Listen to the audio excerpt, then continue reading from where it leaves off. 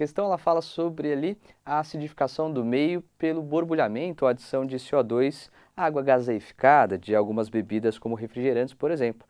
Era chamado de carbonatação antigamente, né? Bom, ele coloca ali os valores de pH, uma escala de pH com as colorações do indicador extraídos de repolho roxo. E ele fala que, logo após, imediatamente após o borbulhamento de dióxido de carbono, o meio encontra-se roxo. Roxo, pela escala que ele fornece, encontra-se por volta de pH ali 5. Então o meio encontra-se ácido.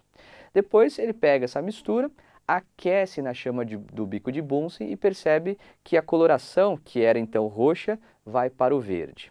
Ele fala que esse mesmo experimento ele foi acompanhado com um pH-metro e aí se mostrou correto pelas indicações das cores, porque imediatamente depois de ter borbulhado o pH vai para 4,85 e depois o aquecimento vai para 8,93. E ele quer saber, a análise do experimento realizado evidencia que o que está acontecendo nesse processo? Bom, o que acontece é o seguinte, quando nós temos o borbulhamento de dióxido de carbono, CO2, gás carbônico, no meio aquoso, aqui é H2O, nós temos a formação no equilíbrio químico do ácido carbônico H2CO3. E quanto mais gás for borbulhado, maior vai ser a concentração do ácido carbônico.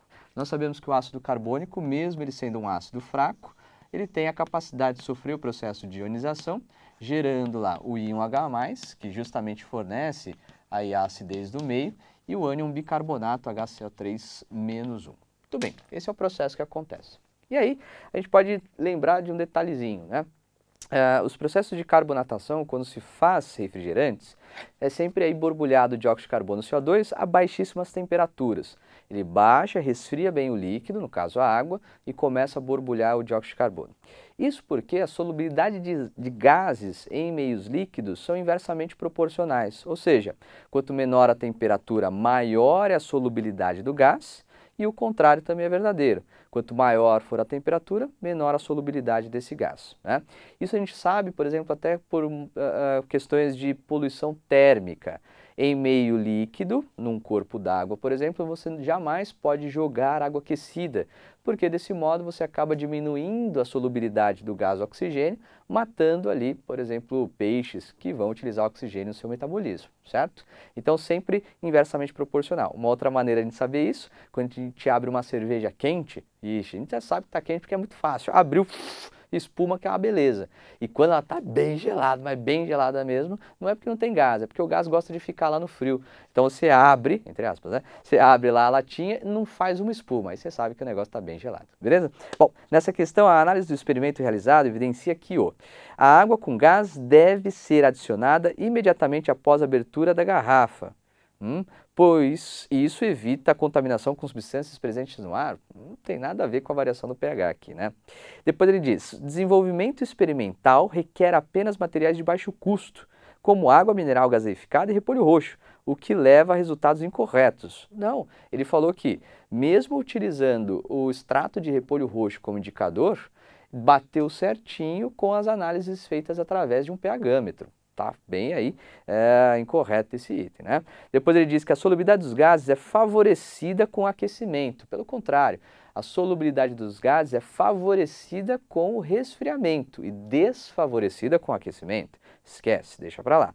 E aí ele fala que então o aquecimento, no outro item, acelera a conversão do gás carbônico em íons carbonato, o que diminui aí, o que contribui, desculpa, para o aumento do caráter básico da água mineral.